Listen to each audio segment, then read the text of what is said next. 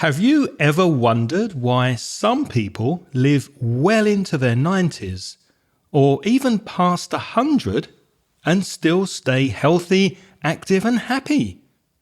Around the world, there are a few remarkable places where this isn't rare or strange at all. They're called blue zones. And in this episode, we'll talk about the most well-known blue zones, and you'll learn some vocabulary related to living a long and healthy life. Welcome to Aprender Inglés with Reza and Craig.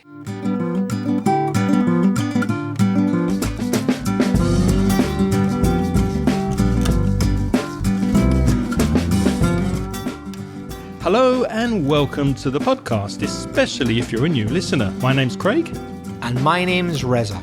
And with nearly 60 years of teaching between us, well, we're getting old, Reza. We'll help you improve your English and take it to the next level. How are you, my friend?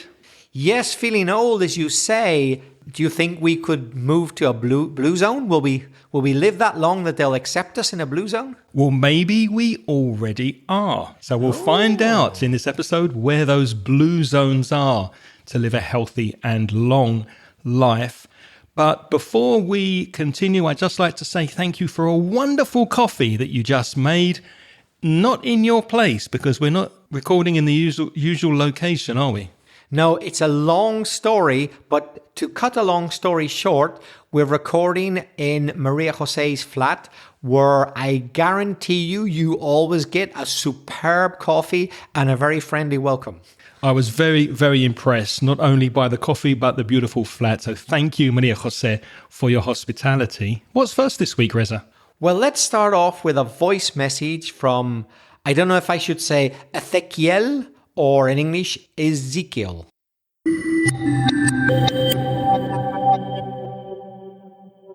Hello, Craig. Hello, Reza. How are you doing? Excellent Sunday for you.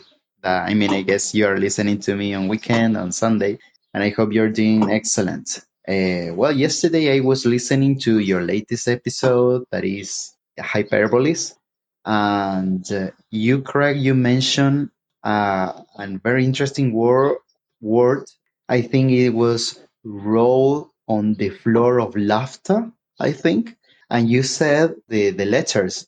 How do you say the letters, And I wanted to suggest an episode, if you haven't done it yet, about acronyms. I think that's the name of when you say the letters instead of the complete word. Maybe you can do an episode like that. Like, for example, by the way, that is P2W. I know some more, like right now, RM. Well, I guess that there are tons of acronyms, informal acronyms or formal acronyms. Well, I guess that they are too informal always. So, well, have an excellent day. See you. Thank you very much, Ezekiel, for your message. And TBH, to be honest, TBH, we have spoken about abbreviations and acronyms before. So if you go to inglespodcast.com/405, you'll hear a long list of acronyms, and I hope that you'll find the ones that you're looking for there. There are one or two connected to laughter, aren't there, Reza? Yes, the most commonly used one, but not the only one, is LOL, which is laugh out loud. Or some people say LOL even. That's a very common one. But there are a few others, Craig, which I don't use so often myself, but some people do. Do you know any others? Well, the one that Ezekiel was referring to that we mentioned in that episode on hyperbole and exaggeration is ROFL, which is rolling on the floor laughing.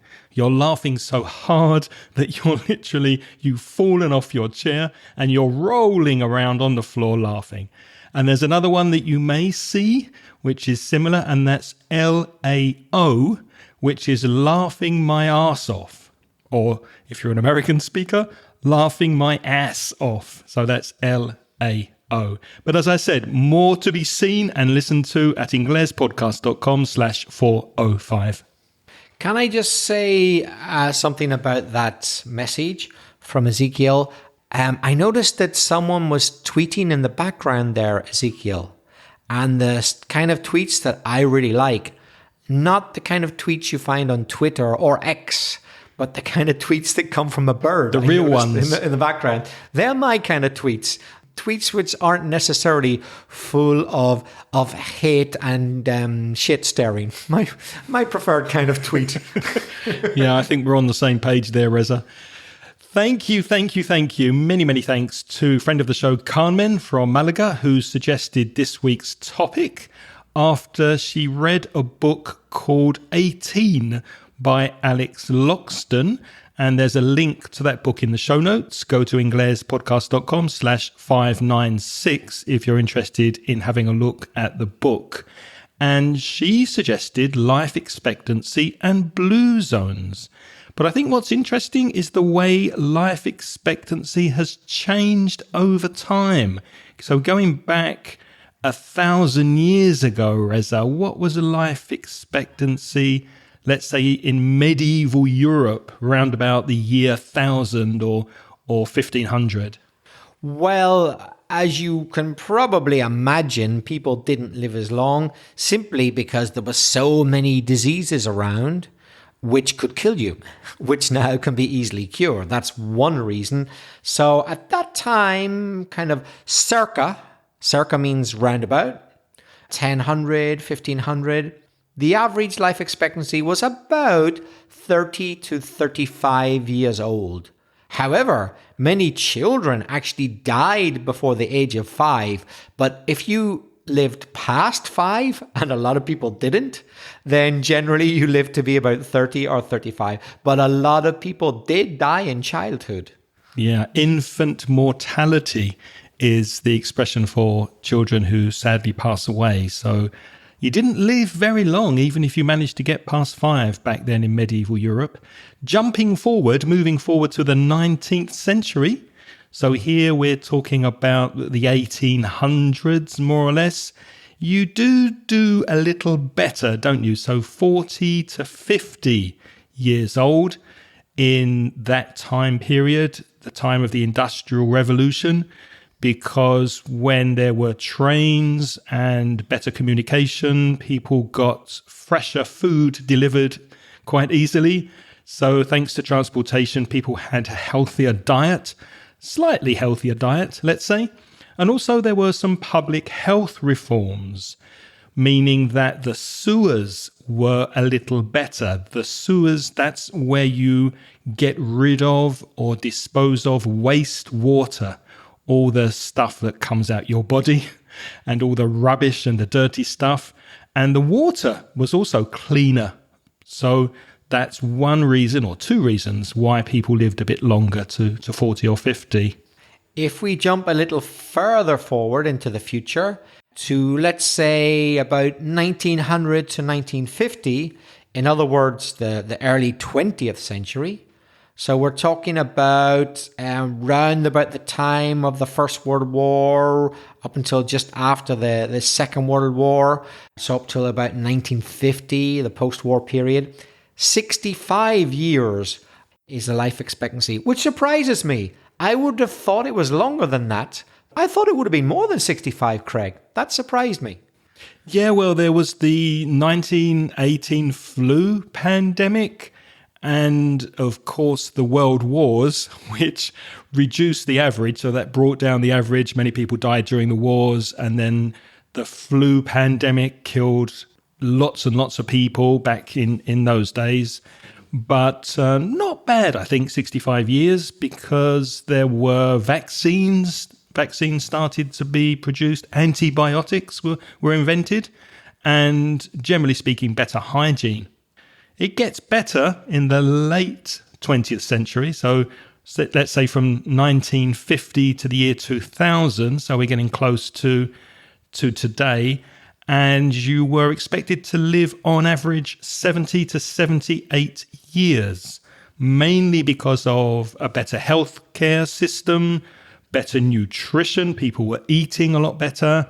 and infant mortality that I mentioned before, children dying, that came down as well. So fewer children were dying. Fast forward to our times, the 21st century. So when we're recording this, it's 2025. So from the period of 20 to 2025, the average life expectancy is between 78 and 82 years. So it's creeping up a bit further. So 78 to 82, so bang in the middle would be 80. You live till you're about 80 these days. Yeah, and I can second that fact, which means I support it because both of my parents passed away at 82, 83, which I think is pretty good. Craig, I know as a fact that there's one country in the world whose life expectancy has gone down quite a lot. It may be the only one, or maybe there have been occasional blips.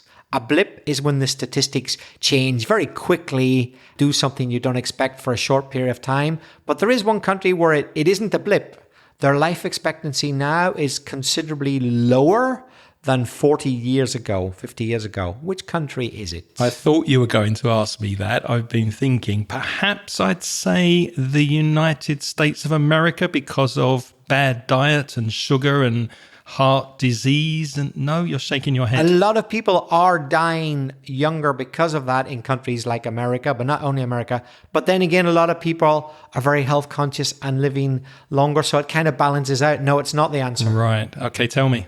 Afghanistan. Ah, yes, that makes sense. Yeah. Since, for example, if you're a woman, you've virtually no access to healthcare. That doesn't help. Women did 30, 40 years ago. Now it's very hard.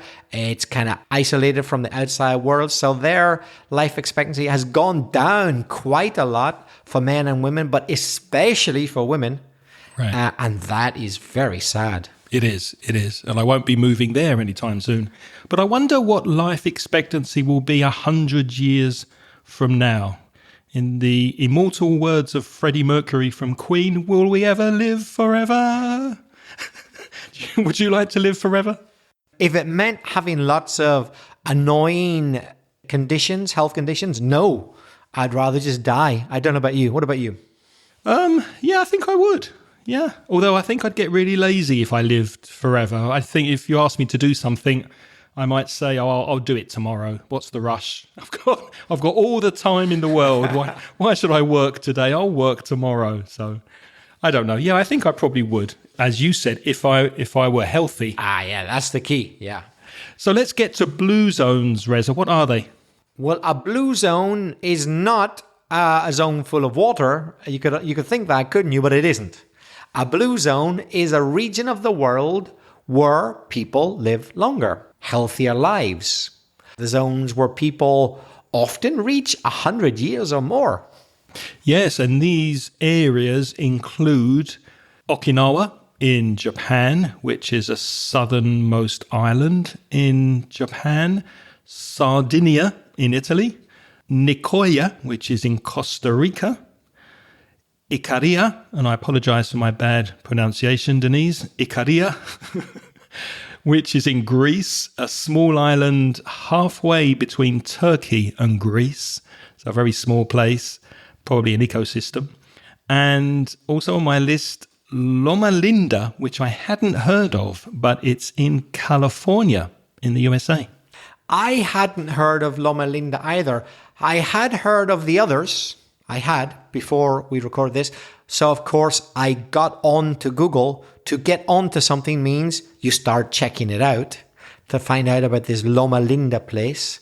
And did you find out anything about it? No, I just checked where it was on the map. I didn't look into this phrasal verb means I didn't investigate why people are living longer there. Did you find out why? Yes. It's the only blue zone in the entire United States. There is no other. There is no other. It's the only one, and it's just one town and its surrounding area. It's not even a big city in the whole of the United States. It's largely, but not exclusively, down to a particular religion. Which religion? I'll give you a clue if you remember anything I've ever said to you. Mormons. No. Jehovah's Witness. No. Sikhs. No.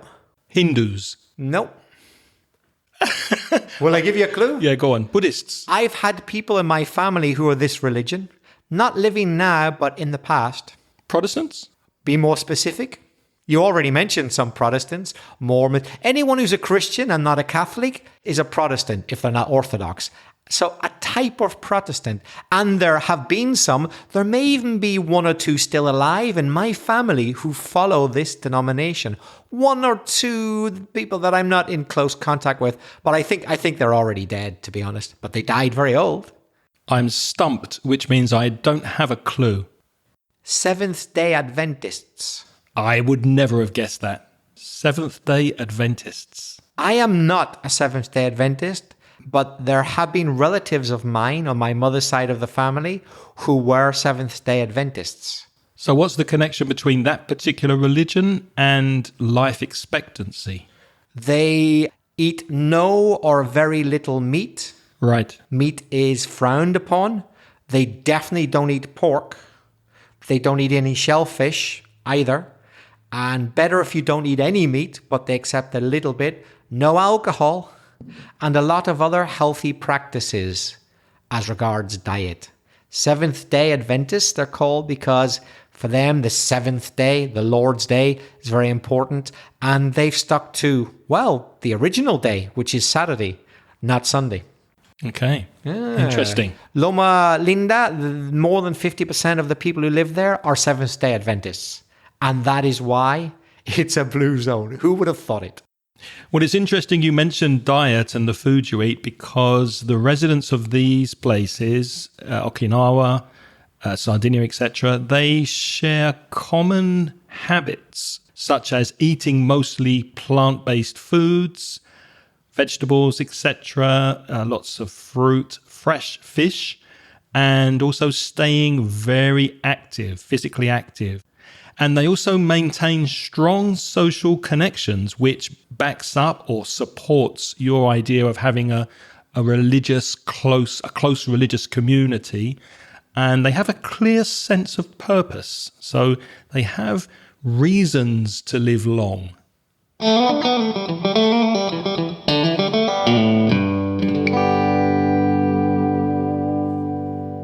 Let's take a quick break here because I know you listen to this podcast to take your English to the next level. But what about your speaking? Is your fluency improving? Are you happy with your speaking skills? My conversation course focuses on making you a more confident and more fluent English speaker. You'll join me and a small group of motivated students, and we'll meet on Zoom and have topical discussions, role plays, debates, and presentations that will expand your vocabulary and help you express yourself effectively in English. So be proactive and take the first step towards becoming a confident and fluent English speaker. Send me an email today to craig@inglespodcast.com and I'll send you details of the next online conversation course. Thanks for listening. Now let's get back to the podcast.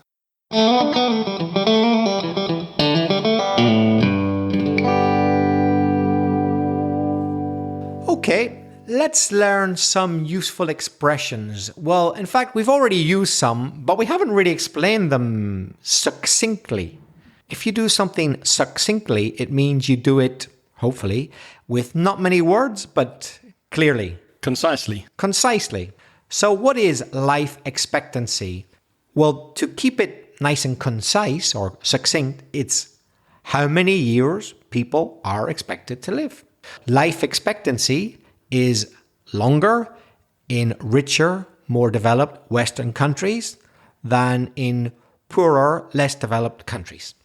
Another useful expression is lifespan. It's one word, life and span, S-P-A-N, together. Now, we can use the word span in other contexts. You can have the span of a bridge, which is how long the bridge is from one side of the river to the other side of the river. Another common collocation is attention span, which is how long you can pay attention to something. And lifespan has a similar meaning when you think about life. It's how long people actually live, the length of time that people are alive. Longevity, I'll spell that, Longevity.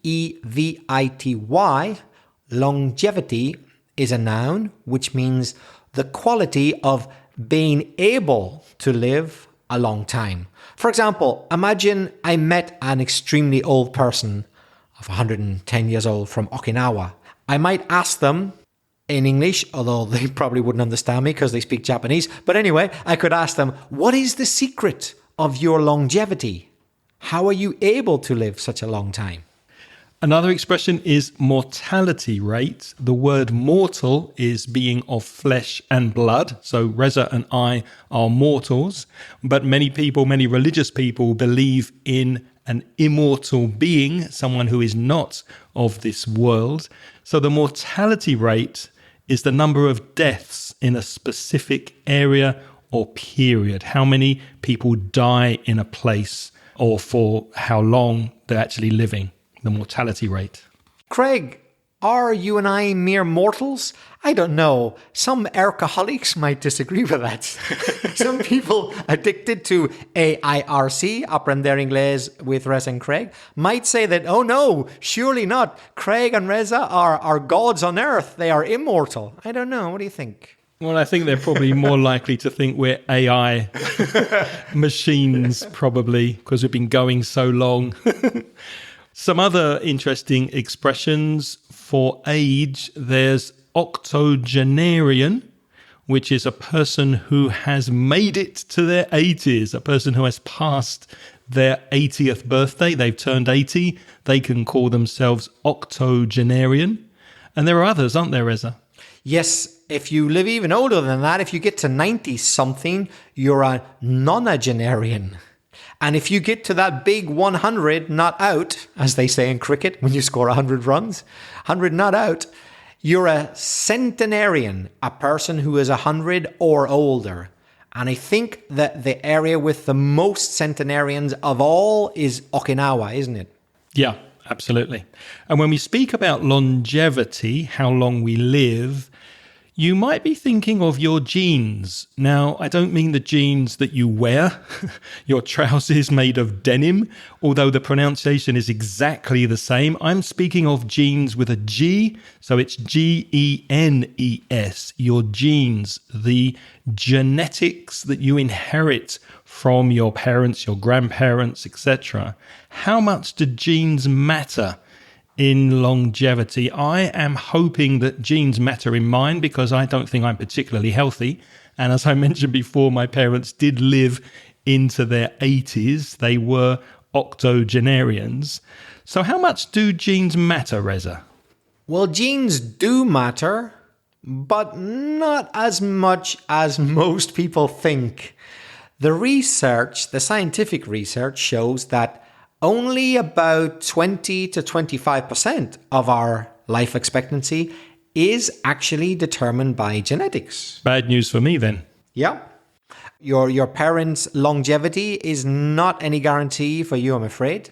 So the rest, 75 to 80% roughly, it depends on your lifestyle and environment, not your parents, I'm afraid, Craig. Oh, well, I better get healthy, out to do some exercise after this podcast.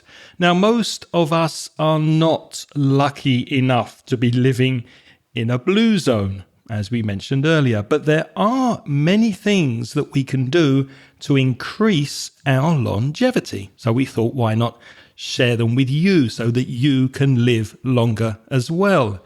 What are some key principles, Reza, of longevity? It's always down to the same old thing, isn't it? Sex. Let me be a bit more explicit, if you'll pardon the pun. Approximately 80% of centenarians worldwide are women. Women live longer. Women live longer. There's far more chance of a woman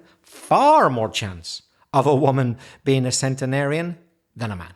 Eat mostly plants. As we mentioned earlier, focus your diet around vegetables, beans, whole grains, nuts, and as Reza mentioned, meat is eaten only occasionally in most blue zones. So lots of buckwheat crackers, Reza. Yeah. That's interesting because in October 2025, when we're recording this podcast, there is a huge trend at the moment, a very big trend of eating a lot of meat. I wouldn't be surprised if in 2 years you're listening to this episode and hardly anybody's eating meat. It wouldn't surprise me because trends come and go so quickly these days. But at the moment, there are a lot of people around the Western world, the developed world, who like the idea of eating meat once, twice a day. Have you heard of that, Craig? Yes, I have. But as you said, I think that's a trend that's going to disappear in the coming years.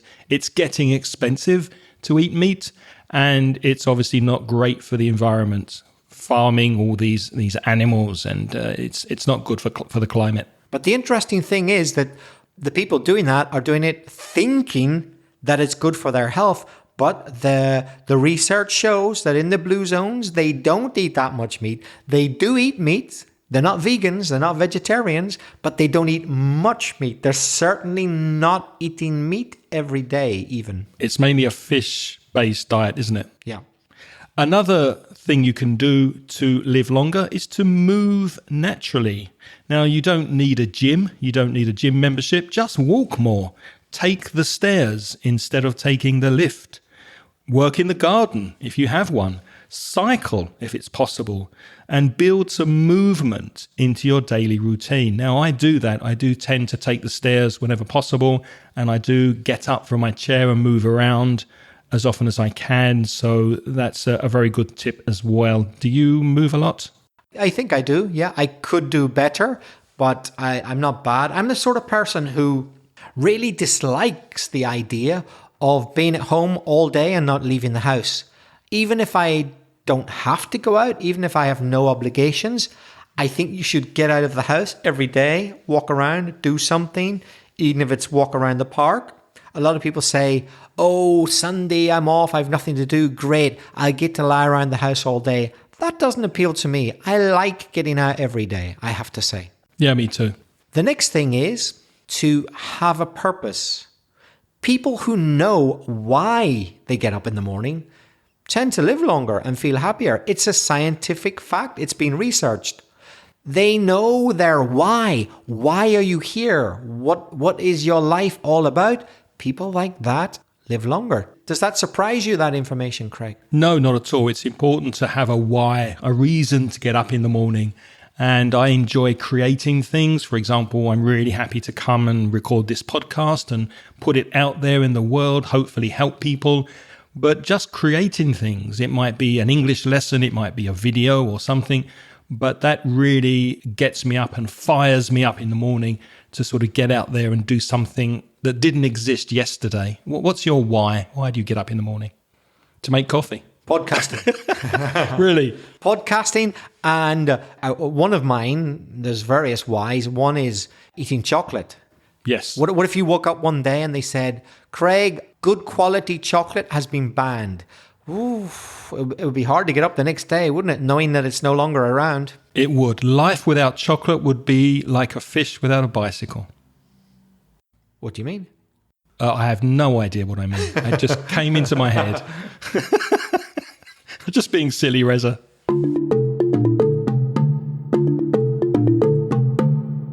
Another thing is connecting with others. Ooh, this is very important in the days of social media. People do connect, but how are they connecting? So researchers think it's all about strong relationships, family ties. Yeah, more than other people, family. Social support are central to longevity, and loneliness, they've discovered, shortens life expectancy. So I find that really interesting because does online connectivity count the same as physical connectivity? That would be interesting to know. I don't think it does. I think it's important to have social connections online rather than not have any connections at all. But I think it's much more rewarding and better for you and better for your health if you have a strong social network. You have friends around you, you have family around you, you can relax with them, have a good time. I think that's really important. Managing stress is another area. So these people, these lucky people living in blue zones, they have daily habits, daily rituals that help them to relax. It might be praying to a god. It might be meditating, spending time with yourself. It might be napping or having a siesta if you live in Spain, or just sharing a meal with someone you care about. Now, I'm okay with the napping part. I think I've got that exactly where it needs to be. My afternoon nap is sacred. So I think I can tick that box. I tell you what, after this podcast, do you fancy sharing a meal with me? That would be wonderful. Yes. Let's go out and have something to eat. Yeah, maybe we'll live longer. And now another thing is called hara hachibu in Okinawa. And that means eat until you're 80% full. Not 100%, 80%. And this is a big thing in Okinawa, the hara hachibu. And it helps you prevent overeating and supports healthy weight. Because basically, most of us think that when we feel 100% full, that's the time to stop eating. No. In Okinawa, they've discovered that you should stop before that. And they have most centenarians in the world, so I guess they know what they're talking about.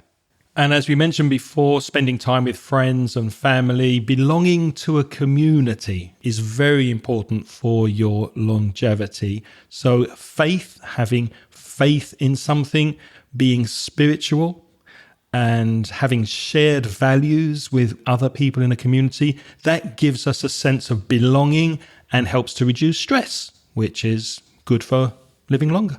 I bet that's one of the key to the successful longevity of the Seventh-day Adventists in, what was it called? California. Loma Linda in California. Yeah, absolutely. And also, they're eating mostly a plant-based diet. But you always find contradictions, and here it comes. Enjoy a glass of wine in moderation. Seventh-day Adventists don't drink alcohol. So you'll always find a contradiction. But apparently, in some blue zones, but not all, people drink small amounts of red wine pretty much every day with friends and food. Not on an empty stomach, with food and with friends. Remember the social connection, right? Belonging to a community. But note a small amount, not a large amount. So this is why Ireland isn't a blue zone, because we do enjoy alcohol in Ireland, but perhaps not in small amounts. Small amounts of specifically wine, preferably red wine, like in Sicily, in Greece, places like that, Sardinia, they tend to live a bit longer. Yeah, when Reza says enjoy a glass of wine a day, it depends on the size of the glass. If it's going to be a pint of wine or a litre of wine, maybe not so good for your longevity. Make sure you prioritize family. So in those blue zones, they respect older people, and families very often live near each other. So this strengthens the emotional support and the family unit. So in short, living a long and healthy life, it isn't about one secret or one special location. It's about building daily habits that nurture your body, your mind, and strengthen your connection with other people. Scientists who specifically study longevity often say, genes load the gun, but lifestyle pulls the trigger. So what they're saying is, while you can't change your genetic code, you can absolutely influence how it's expressed through your choices. So your diet, your exercise, your sleep, relationships, your purpose in life, if they're all good, if they're all healthy, and genetically you're from a line of people who tend to live many years, well, there's a good chance that you will experience longevity as well. Yeah, well, I've ticked some of the boxes on this list, but I think I still have some work to do, Reza, because I haven't ticked all of the boxes. So I need to work on a couple of things, especially eating to only until I'm 80% full. That's a work in progress. But there's an interesting fact about Japan. Apparently, Japan has the highest total number of centenarians at about 100,000. Now, that's from a study done in October 2025, this year. So that's impressive, isn't it? Yes, and remember that a very high proportion of them are in specifically Okinawa. But Japan in general, not only Okinawa, but all of Japan has a lot of centenarians. But Craig, do you know which place has the highest percentage, so not the total number, but the highest percentage per capita of centenarians? Oh, that's a good question. The highest percentage per capita. Maybe somewhere like Sicily that we mentioned earlier? You're not far off, but it isn't. It's actually Monaco. Oh, wow. Monaco. I was surprised, but I checked it in a few different sources, so it seems to be true. And I read people speculating as to why, and the general consensus is because they're rich. There are no poor people in Monaco, except a few people who aren't quite as rich as the others, who work for the others. but even they're pretty rich. There are no poor people in Monaco. So they can afford to pay for good health care. Yes, they can afford good food. Eat food. It's Mediterranean. The diet was healthy anyway. If you're a multimillionaire, it helps. Going out on your yacht every day. So it's 0.95%. Very nearly 1%. Very nearly 1 in every 100 people is a centenarian in Monaco. That's a lot. That is a lot, yeah. Well, unfortunately, I won't be able to afford to move to Monaco anytime soon. But now it's your turn to practice your English. How many of the longevity principles that we mentioned are already part of your day-to-day life? Where can you improve? And would you consider adopting any of these principles in order to prolong your life on this planet? Reza, how can people give us feedback and send us a message? Well, we think the easiest way is to leave us a voice message, and you can do that through SpeakPipe. There's a link to show you where to do it in the show notes. It's speakpipe.com/Ingles podcast. But you could also write to us. You could send an email to craig@inglespodcast.com or belfastreza@gmail.com. And if you're a Spanish speaker and you want to improve your English with free and paid resources, visit the Mansion Ingles website at mansioningles.com. And for paid products, you can browse the online store at store.mansioningles.net. As always, we'd like to say thank you very much to all of our Patreon supporters. They are people who joined the Patreon program, and as a way of saying thank you for them donating a little bit of money on that program, we give them instant access to the audio transcriptions of the podcast. And also, as an added extra, the chance to arrange a live Zoom chat with Craig to practice their speaking even further. If you're interested in becoming a Patreon sponsor, have a look at the link in the show notes. It's patreon.com/Ingles podcasts. Unfortunately, we don't have time to mention everybody who is taking part in our Patreon program and supporting the podcast, but we will say hello and thank you to our latest supporters who have joined us this month. And they are Geraldo, Paco Morillas, Esther, Alicia Criado, and Lola. Thank you to you and to everybody who is supporting us on Patreon. Reza, what's next week? Next week, we'll be talking about turning verbs and adjectives into nouns. Wonderful. A little bit of grammar and vocabulary next week. Until then, thank you for being with us this week. Have a lovely week ahead. It's goodbye from me. And it's goodbye from me. If you enjoyed this podcast, we'd really appreciate it sharing it with your friends so that more people can listen to us. And the music this week is by Pitts. The track is called See You Later.